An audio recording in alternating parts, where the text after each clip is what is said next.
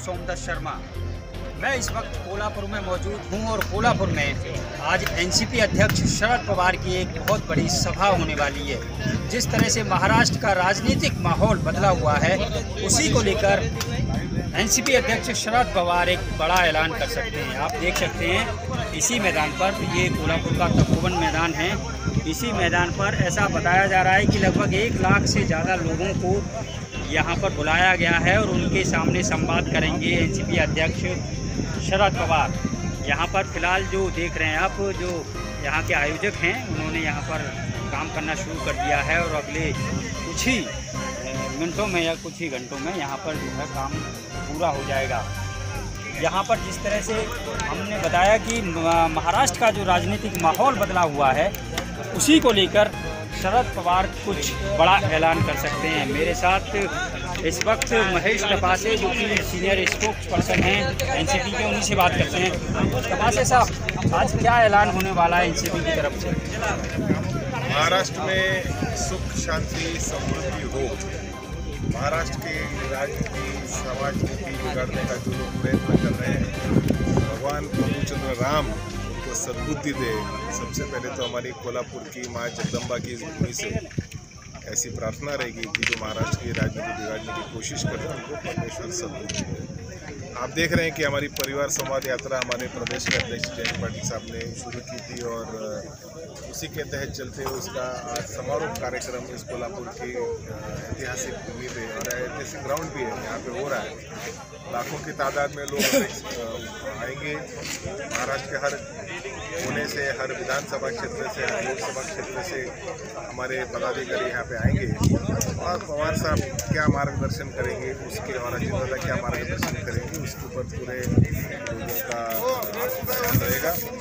और मैं इतना आपको कहना चाहूँगा कि पिछले 2-2.5 साल से जो महाविकास आघाड़ी सरकार को अस्तित्व करने की जिस प्रकार से कार्रवाइयाँ चल रही हैं, कल भी आपने देखा कि मातोश्री बंगला के बाहर एक सांसद, एक विधायक और दोनों ही पकड़ के बैठे हैं कि हमको हनुमान चालीसा लेकर पढ़नी है। वहाँ पे शेष सेना के लोग भी विरोध करने के लिए पहुँचे हैं।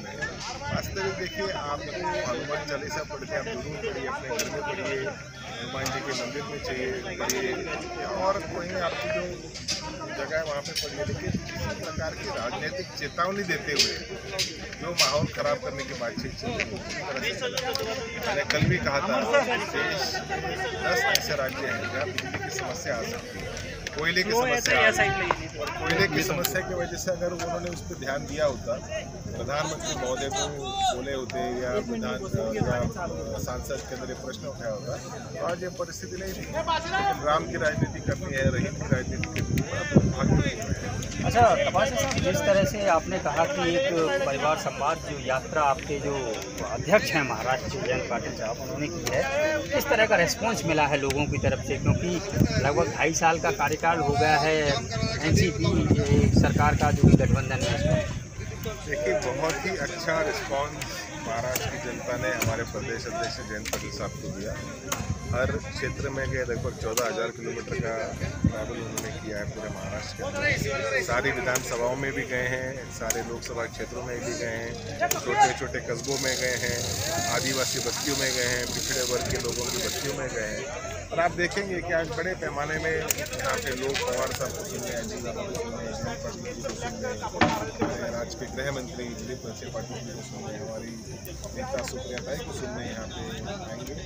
और निश्चित रूप से हम अपेक्षा कर सकते हैं कि जिस प्रकार का गठबंधन पिछले 2.5 साल से मजबूती से महाराष्ट्र में खड़ा है, उसी प्रकार से 2024 में भारतीय जनता पार्टी को सत्ता बनाने नहीं देगी। अच्छा, आप कह रहे हैं कि सत्ता में आप लौटने नहीं देंगे बीजेपी को। हमने पिछला जो है उपचुनाव भी देखा, जहाँ पर कि महाविकास आघाड़ी का जो है वो, उसमें इन्होंने जीत हासिल की।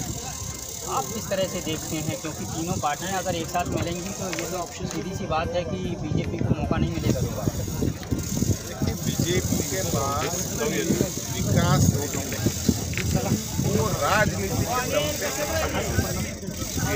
भारतीय जनता पार्टी के पास अगर विकास बहुत पहले भारतीय जनता पार्टी देश के अंदर कई राज्यों में या प्रदेश के अंदर या देश के अंदर सत्ता स्थापित कर चुकी है, लेकिन राजनीति करते हुए, सामाजिक ध्रुवीकरण करते हुए, जात पात धर्म की राजनीति करते हुए वो अपनी सीटें बढ़ाने की कोशिश कर रही है। दुर्भाग्यवश ऐसा लग रहा है हमें कि अब देश की जनता भारतीय जनता पार्टी के इस चीज़ को अभी जान चुकी है। तो आने वाले समय में जो भी करेक्शन होगा वो होगा। आने वाले समय में लोकसभा के अंदर भारतीय जनता पार्टी को इस प्रकार की जीत मिलना अभी मुश्किल लग रहा है। अच्छा, जिस तरह से राजनीति हो रही है, हनुमान चालीसा बल्कि बनाम अजान, उसको लेकर जो है आप क्या भारत की स्वतंत्रता से ही भारतीय जनता पार्टी उनके पास अगर कोई विकास का मुद्दा होता तो दलितों की बात उनके बच्चों को डॉक्टर, वकील, इंजीनियर, IAS अफसर बनाने की बात करते हैं, सुप्रीम कोर्ट के जज बनाने की बात करते हैं, लेकिन उन सारे चीज़ों में मोदी सरकार या भारतीय जनता पार्टी या RSS का किसी प्रकार का कोई रुझान नहीं। आपने देखा होगा कि अब 8 साल के अंदर जो महंगाई है देश में इतनी उच्चतम स्तर पर जा चुकी है जो पिछले 30 साल में इतनी महंगाई। बेरोजगारी का जो आंकड़ा भारत सरकार ने बताया वो पिछले 40 साल से बहुत बड़ा है और चौंकाने वाला आंकड़ा है। पेट्रोल डीजल के दाम आज कह रहे हैं कि चले जा रहे हैं, रूस और यूक्रेन का इशू शुरू है, इसलिए $120 प्रति बैरल है। लेकिन मनमोहन सिंह जी जब देश के प्रधानमंत्री थे तभी $120 प्रति बैरल कच्चे तेल की कीमत थी। तब तो 70 रुपये से ज़्यादा कभी पेट्रोल गया नहीं, 40 रुपये से ज़्यादा कभी डीजल गया नहीं। आज ऐसी क्या परिस्थिति होगी? जब सस्ता था, प्रधानमंत्री नरेंद्र मोदी जी के कार्यकाल में एक समय ऐसा भी आया जब कच्चे तेल की कीमत $20 प्रति बैरल, उस समय किसी प्रकार की राहत मोदी सरकार ने देश की जनता को नहीं दी। आज तेल के दाम बढ़ने के बाद फटाक उन्होंने बढ़ा लिया। अगर आप देखेंगे तो लगभग बहुत बड़े पैमाने पर जो उसका जो एक्साइज ड्यूटी है पेट्रोल वृद्धि उन्होंने की है। UPA 1, UPA 2 में इतना बड़ा एक्साइज पेट्रोल डीजल पे नहीं लिया जाता था, तो NDA 1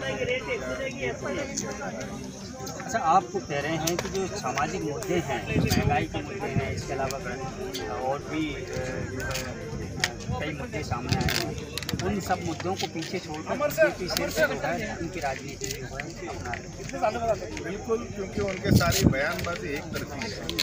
वास्तविक देश के प्रधानमंत्री महोदय से मीडिया के साथ संवाद करें। मीडिया के बहुत सारे प्रश्न हैं जो पूछना चाहते हैं और मीडिया के प्रश्न जनहित में वो प्रश्न पूछना है और इसीलिए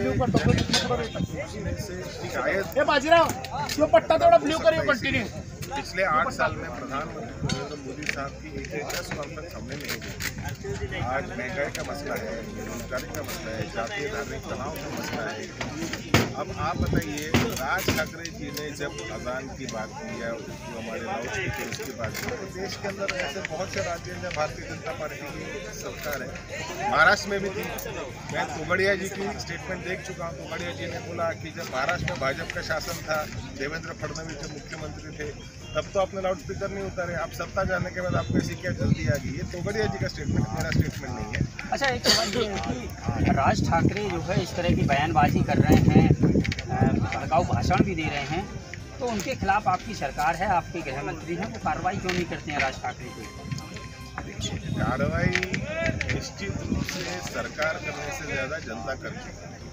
जिस राज ठाकरे ने महाराष्ट्र नवनिर्माण सेना बनाई, उस महाराष्ट्र नवनिर्माण सेना को 14 विधायकों का बल प्राप्त हुआ पहले ही चुनाव।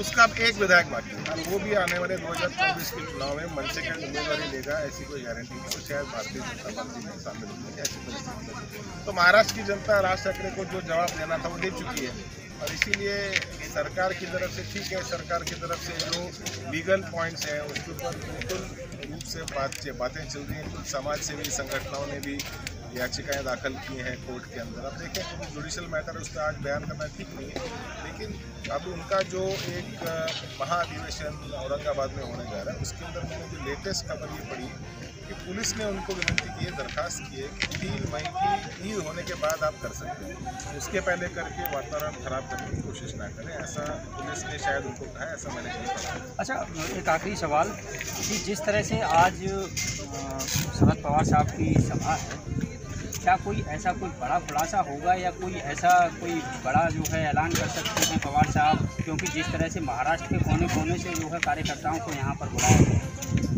मुझे याद है अकोला में बहुत बड़ी सभा हुई थी और उस अकोला की सभा में पवार साहब ने देश के किसानों के लिए 72,000 करोड़ की कर्ज माफी की घोषणा अकोला की सभा में, ये 2009 के आसपास की सभा से, शायद उससे पहले की सभा थी।